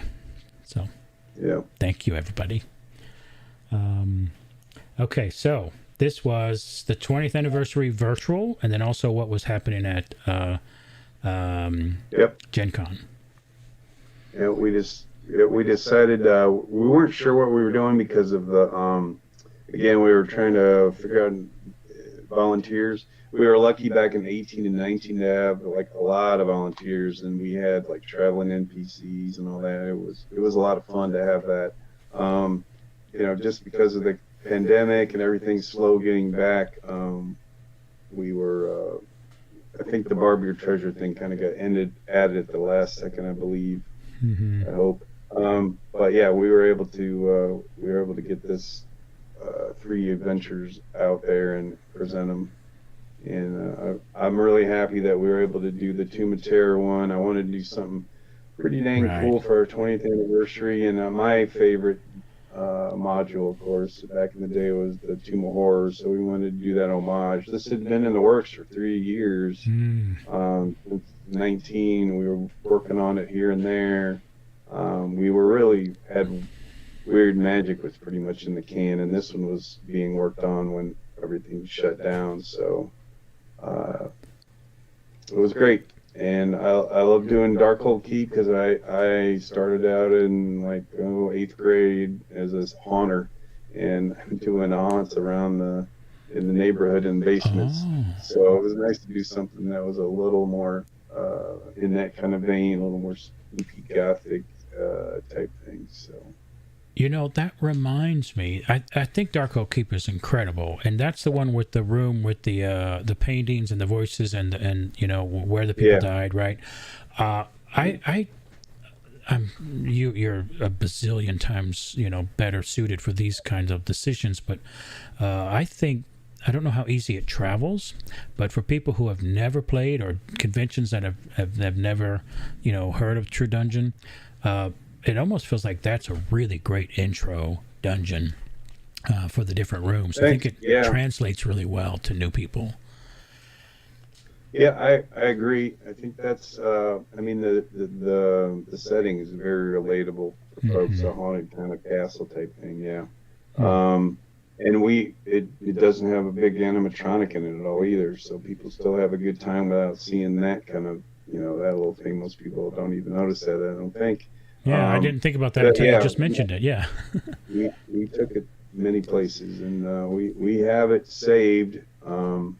We can bring it out sometime later too. That's cool. Yeah, I mean, you got the secret door. I mean, that's a great room for the NPCs and the players, and it's very team oriented. It's a great dungeon. Let me check in on the chat here. 20th anniversary. Gilstrife says was also my Bard's first time going to Gen Con and Bard's first time volunteering. Ah, cool. Dave says, TD sure has made a difference in my life. So many great people in this community. It helped me through some struggles for sure. Oh, that's great to hear, Dave. And Belinda says, yes, thank you to everyone who has made TD possible for the last 20 years. I agree, Belinda. There's a whole bunch of them. Yeah. And another incredible behind-the-scenes view. Oh, my God, look at all this. Wow. So very cool. Let's see, next up. And then Gamehole Con 10, which we just did, right? Yes, did. Some crazy guy brought us tokens and everything. So we were able to do Crimson Isle, and then you can see there was a treasure goblin there, and we were able to do a true grind type thing. So Right. I had a blast. I think a lot of people I talked to had a really great time, and it's just a nice small con that's hard to beat. Yeah, it really is. It is amazing. Is this There's the map. So this is Gamehole. Oh, cool. I hadn't seen this one. Yep. There you go. That's all it was. Wow. And there was grind. So cool. Very cool. Ooh. Mhm. Oh yeah. Puzzle. Okay. Sorry. Just it's really cool. But you also did this one at MomoCon. Yes, we did. Had a great crew, and what was awesome is that a lot of them came back and did it at Gamehole Con. So we had a stellar crew at Gamehole Con because they'd already run this once before, and they had it down really well. Mm-hmm. And we also premiered our new effects boxes there at MomoCon. We decided to go a little more different direction, where like there was a video component on a lot more video components. So now you get to see the success and failures as well as hear them, and make stuff a little more simple for the DMs. Instead of having the remotes that you got to point at something, we just have a wired remote in the room on a pedestal, so they can't lose, they can't be lost, they can't be dropped and stepped on, and they're real reliable too. So everything's wired, so it's very reliable. Very cool. Excellent. In chat, Christopher says, will True Grind be added to more in-person events? That is the rumor I hear. I'm trying to make it happen. I know that Raven had a great time. I've been talking to her. I don't think she's going to make it to Gen Con this year, she was telling me. Paul did an awesome job with getting it kind of organized. And, I'll talk to him about Gen Con. Maybe he can do something with some other folks if Raven can't make it. But I see it definitely coming back to Gamehole Con next year for sure. Wow. So, You heard as long it as we first. can keep talking to Paul, hopefully Paul can make it. We'll see what we can do. But I suspect it will appear at least once this year in 2024. Wow. I think we'll be very happy to hear. Tanya says True Grind was awesome, even more so with the celebrity drop-in, Grenell. And Edward says no loot. And Christopher loves the answer. And what is this map? That was MomoCon in Atlanta. Oh, So that's right. It was. We also did a demo you can see there. And it was a cool demo too. It kind of gave us inspiration for doing the Conquest event. We ended up doing the 4-room thing. So. Mm-hmm. Yeah. MomoCon was awesome. I went there. Sorry, I'm not sure why I closed that, just out of habit. I think I was here. Okay, and this was the Dude. Tomb of Terror series. Yeah, we started. That's what we're concluding up next week. We thought it'd be fun to do, like, again, do something leading up to the big one at Gen Con. So we're like, Mhm. all right, let's do the thing where we tell the story of the first, encounter before he came back. But anyway, so this is kind of a lead up to Gen Con, and we love the idea of having the virtual be the lead up. So we came up with this. Yeah, very cool. Ooh, speaking of cool, what is this? This is 11th level. I don't know how many people have seen this. If you're 11th level, you have. But basically now when you hit 11th level and you sign in for your benefit, you get this domed, I don't know what you call it. It fits right in there. It's a little button.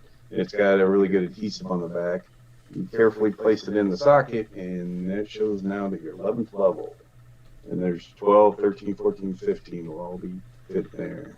Wow, super cool. Yeah, I had not seen this before, and I'm not sure anyone else has unless they saw it in the store. And David Haas says the demo was really nice at MomoCon. Very cool. Oh, this was like a scary animatronic monster, right?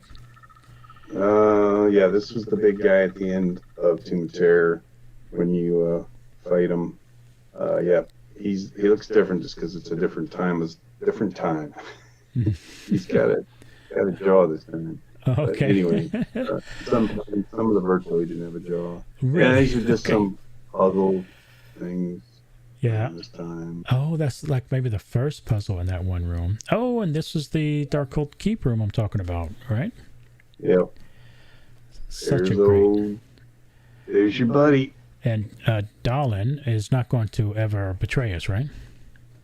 Never. I mean, there's no way that could happen. Okay, good. Well, he's gone now, right? Good. He Well- wished the party best of luck, and he's moved on. So. We'll see. Cool. And this is MomoCon. just another cool little thing we did there. Was this the demo? I don't remember this puzzle. Now, I have sometimes not a great memory though. This might be. I don't know. I think this is an older one. I think this might have been a. Oh, maybe it's a promotional promo. video. Yeah. Okay, I see. Promo, Okay, cool. yeah. Oh, very cool effect here. Yeah, this was fun. This is one I'd seen at a haunt show a long time ago, and we used it vertically, but never horizontally. It's a little bit tricky because you got to really saturate the room with this stuff. But I really liked it. It actually feels like you're walking through something. It like tricks your brain into thinking you're walking through it. You can actually almost feel it, like some resistance. Yeah, for anyone who did not see this dungeon, as you open the black curtain to enter this room, there is thigh-high mist of this, and you feel like you're going through this, substance. It's very immersive and very, very cool. Uh-oh, scary monster. Scary monster. Yeah, those are made in Indiana. A small little town called Cynthiana, Indiana. The guy's a really cool dude, and they try to buy stuff from him whenever we can. He's a Okay. nice guy. The next one is just from Crimson Isle. It's one of the puzzles where you met some awesome NPCs. Mm-hmm. These are eggs, and there's a special thing you have to do here. And speaking of these eggs, there might be one right there. Now, in case you're curious how that got there, I'll tell you. As I was entering to go to, play this adventure here, Gruntle came out and tried to hand it to me, and I backed away. I was like, no, I whatever this is, it's got to be bad. I don't want it. And he said, no, there's a bunch of extra. You take it. You can for your museum. And I said, oh, great.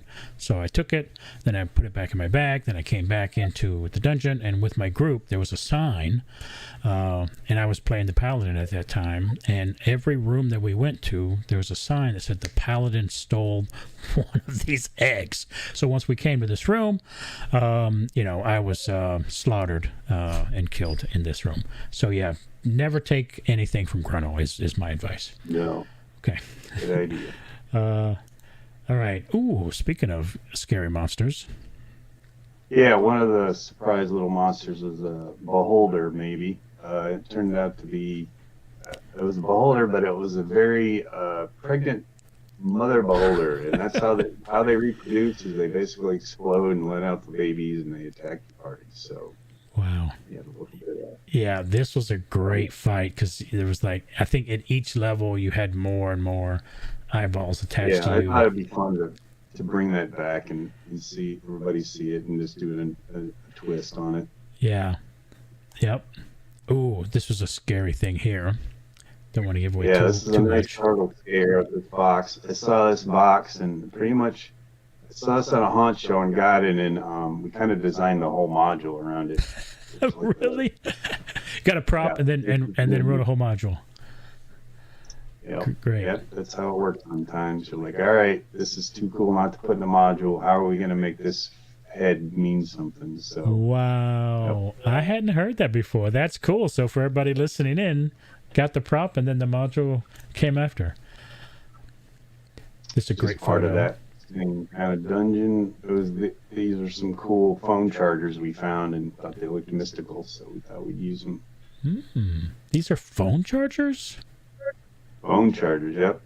Just lay it on that middle part, and yep. Oh my God, that's crazy. These look like super. I mean, this is a really great puzzle. There's a bunch of them around. Oh, here they are. Here, yeah. Yeah. And there's that scary head thing again. Speaking of scary heads, oh my God.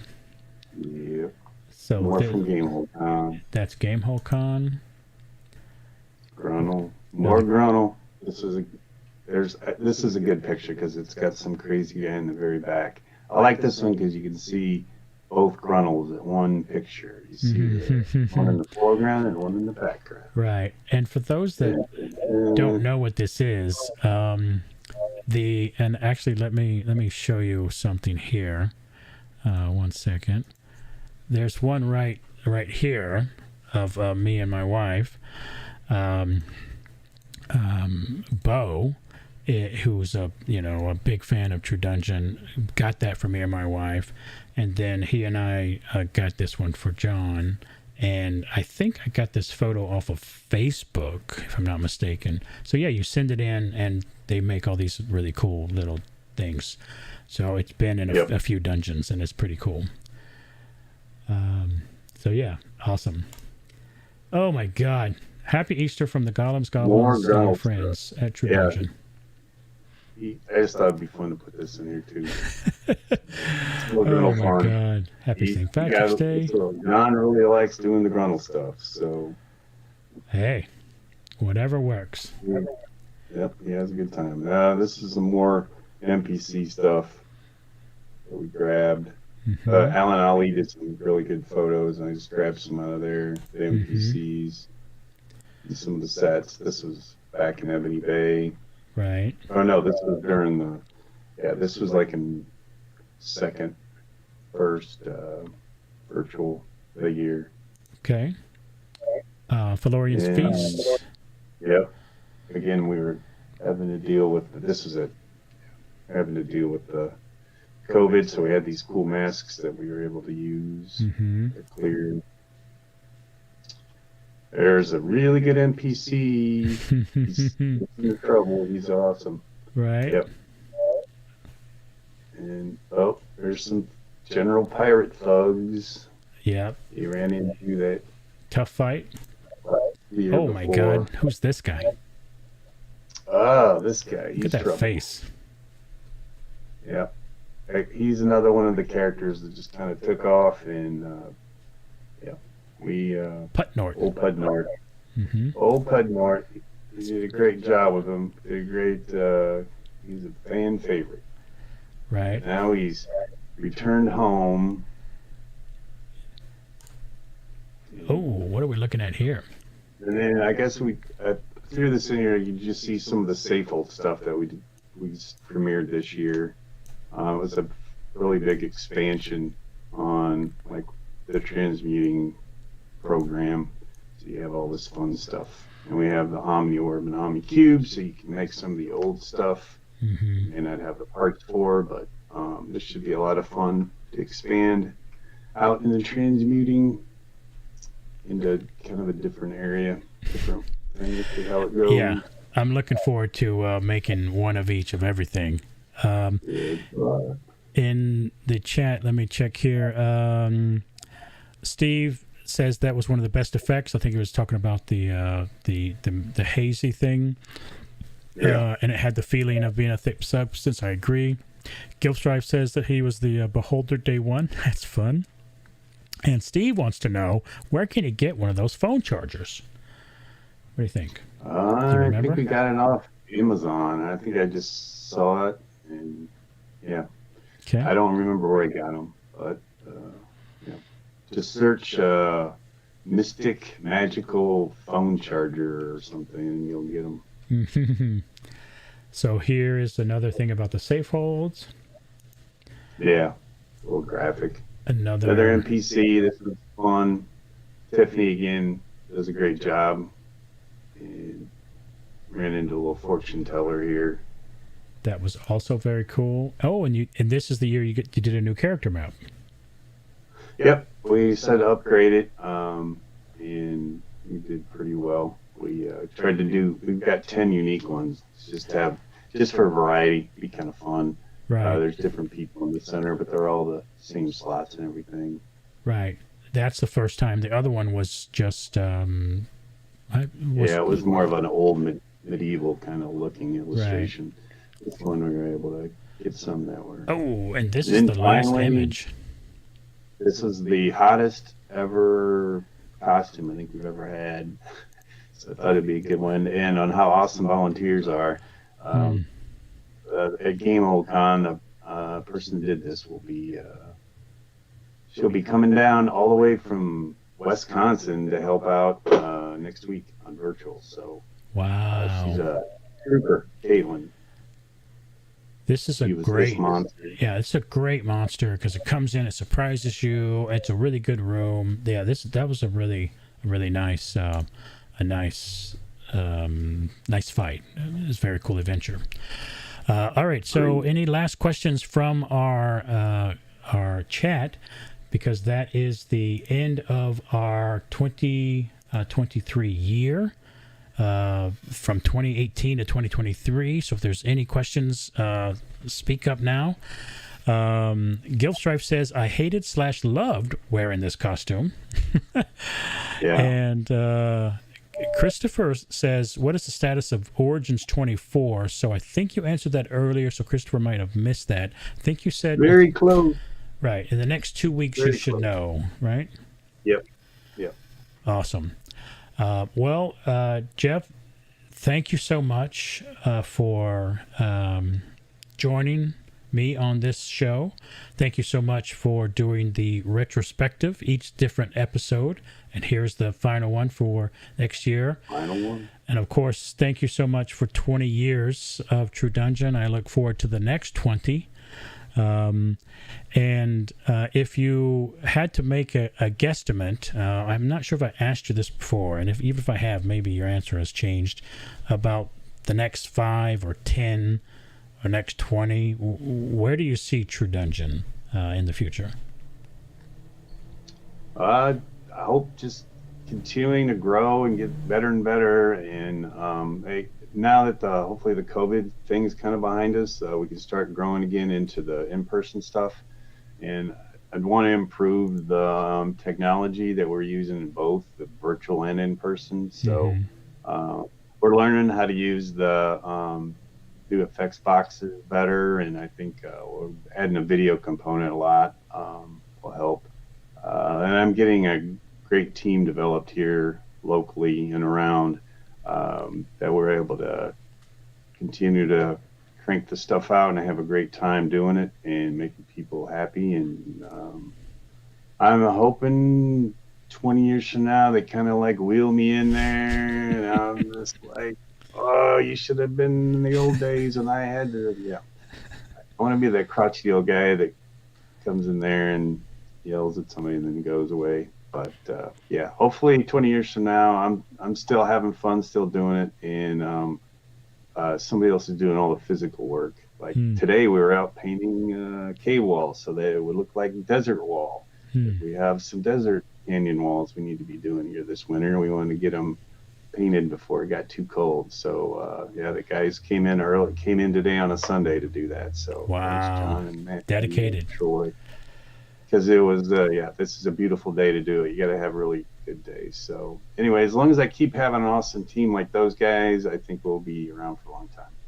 Wow. Well, I definitely know I speak for everyone by saying that we also hope that True Dungeon keeps going for another 20, if not, 20 plus 20 plus 20. It would be amazing, I think, to just improve with the times, technology-wise, and to continue to spread the love and grow to more regions.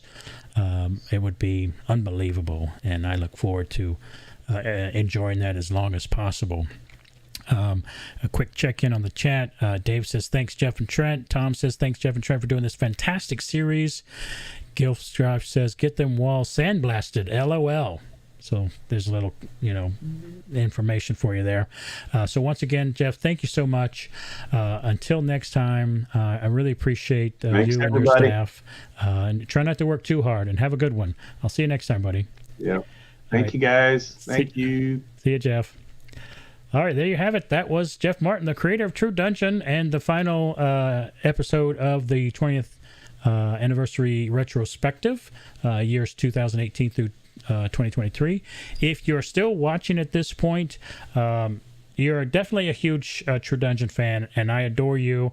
And hopefully, we can get more True Dungeon fans out there. So please, if you haven't done that, like and subscribe yet, please do that and share the video with others. And let's just continue to spread the love of True Dungeon, because it's an incredible game.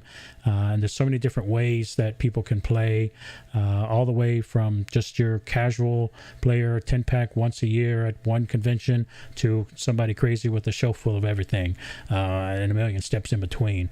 Again, thank you very, very much for watching. I really appreciate it. Do that liking and subscribing thing if you haven't yet, and thank you very much if you already have.